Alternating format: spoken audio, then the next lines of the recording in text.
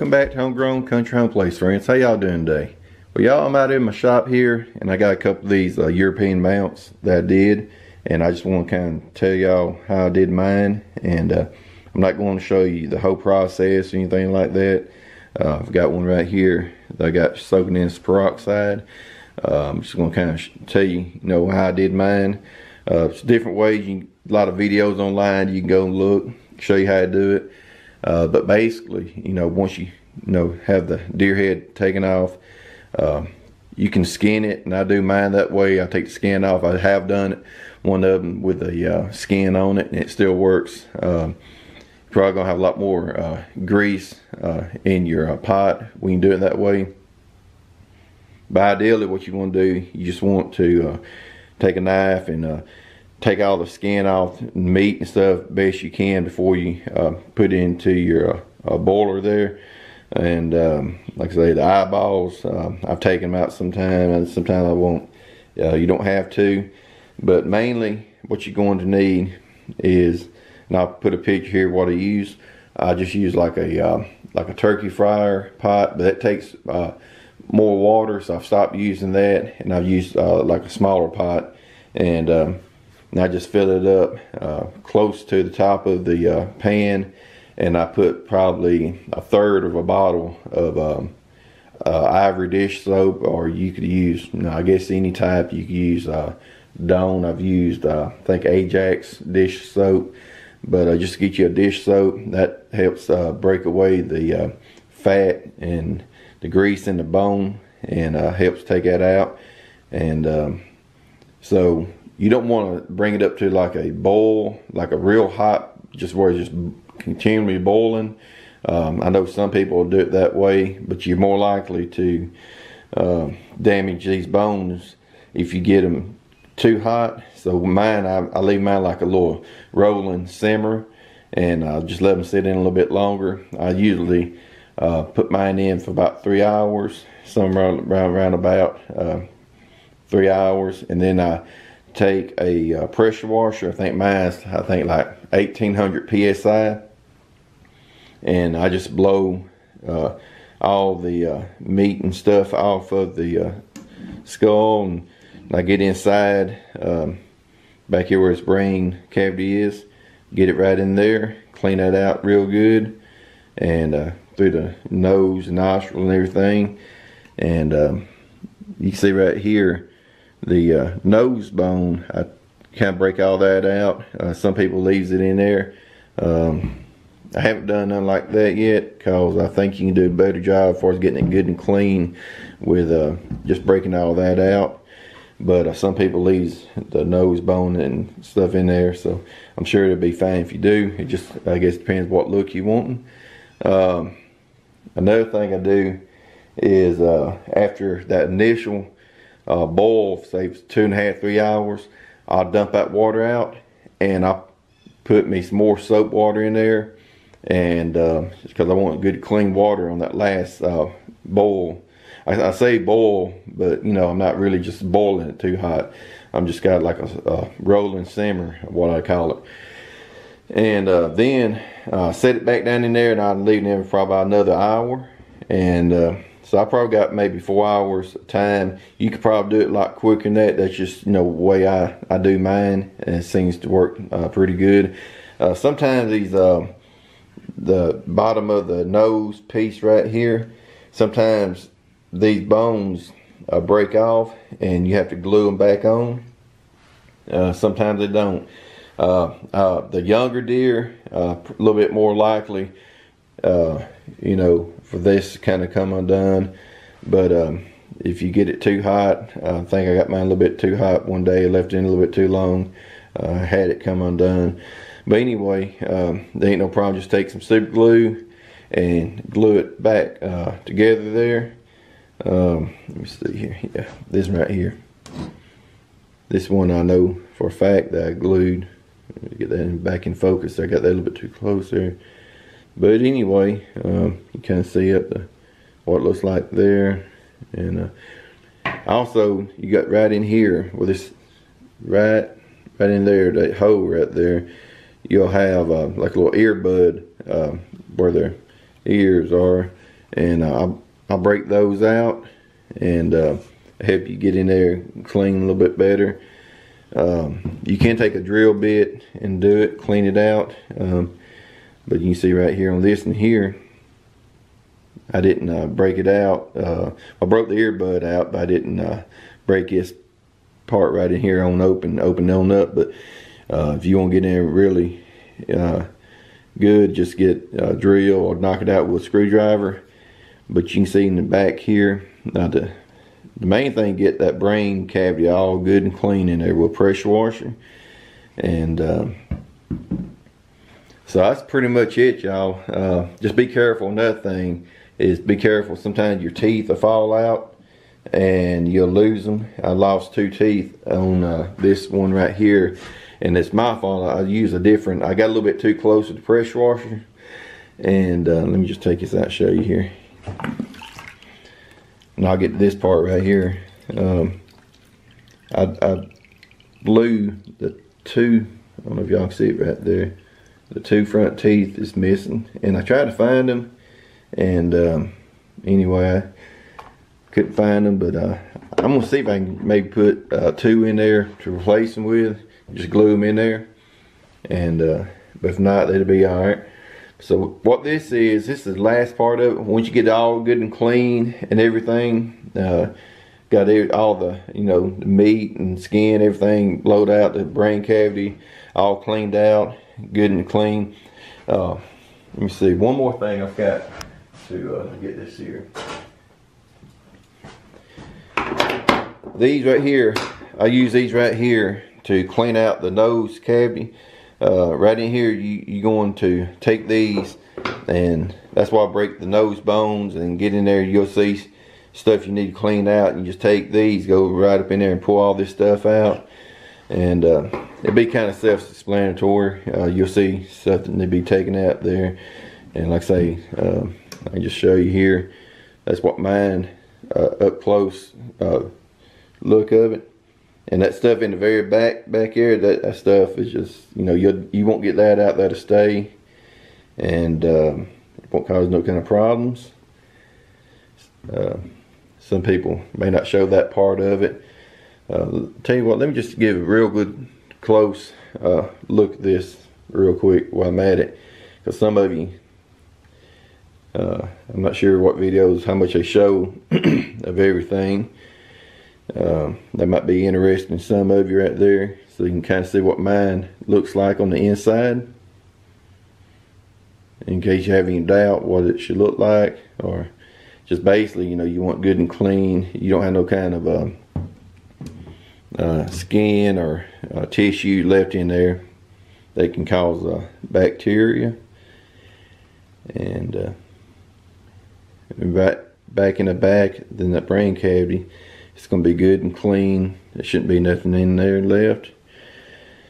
And this particular one right here has came out. This was going to get to right here. This is a peroxide solution. That's all used to soak this in. So after you get it all cleaned up, a lot of people order, you can order, go in town like a beauty supply and order like a different percent peroxide. It's like a solution, I guess, they use for beauty care and stuff like that, for his hair salons and stuff.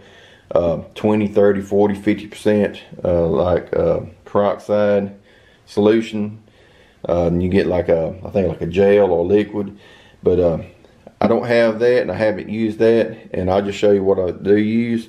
Just go and get you some regular hydrogen peroxide, just 3%. It costs like $1 a bottle.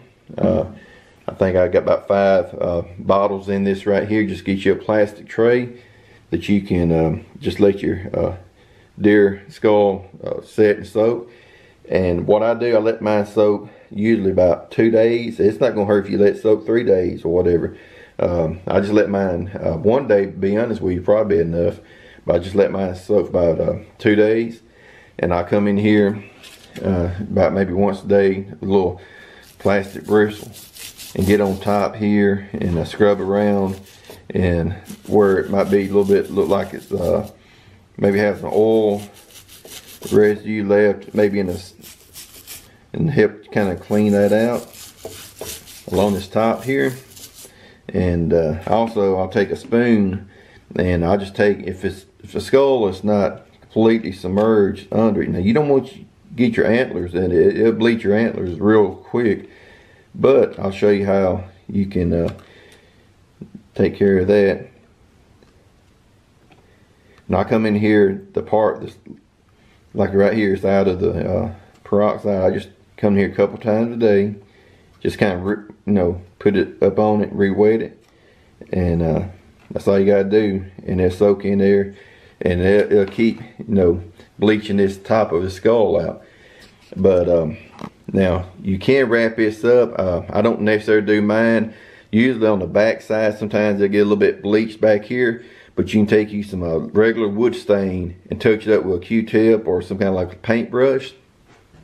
And I got all kind of different colors of stains and stuff, but let me see here. Get one of these here. This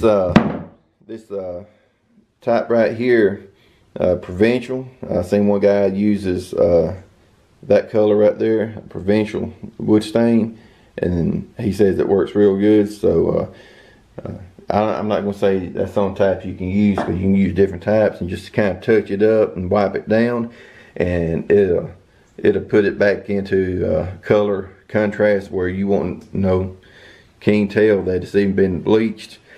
But that's it, y'all. It's just real quick and easy. Like I say, you can pick this stuff up and you got it already at home, I'm sure, and it works to me just as good. This is the final outcome of it. And this right here has a mop and glow. Now this here does not have mop and glow, and the difference is they say you can seal it with your mop and glow, and I don't know if you can tell on the camera, it's got a little sheen to it right there. It's got a little shine, and that looks real nice.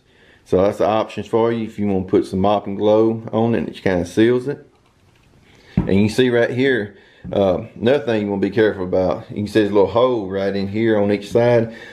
I got a little rough right there with the pressure washer, and broke some of his bone right in there, so you want to be careful. Also, when you're cleaning this out, I think initially what happened, I got in there and I broke it when I was trying to clean that nasal part out of it. But anyway, just be careful about that. If you do, it don't look too bad. Just be careful with that. But here's the one just been put in the peroxide solution, and you can tell it looks real white. Now I will say the teeth on it, they don't come clean. I've scrubbed those, so if you want, like say, completely white, you can probably get that 40-50% peroxide solution put on it, and them teeth will probably come clean. But it looks fine like that to me, so I'm just gonna leave mine like that. And let me just show you right back here. This is where you can see the bleaching part of it right there, where it kind of bleached that antler. And I'm gonna go ahead and put me some wood stain on this and kind of show you how it looks afterwards. Alright, y'all, just take a Q-tip, and you don't want to get it on your skull, and just real carefully kind of put you some on it there.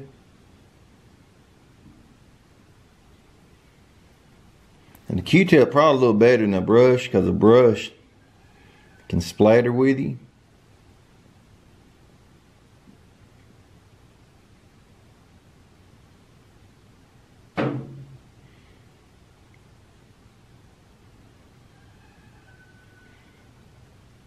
So now just kind of letting it soak in there. Then we'll take us a paper towel. I'll come back and then just kind of wipe it down.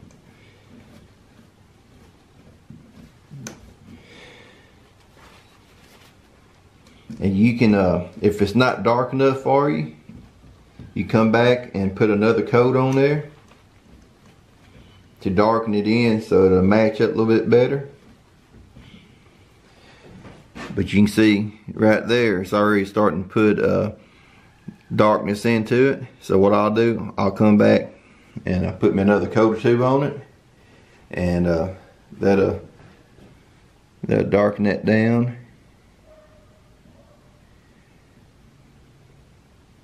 I'll tell you what I'm going to do probably.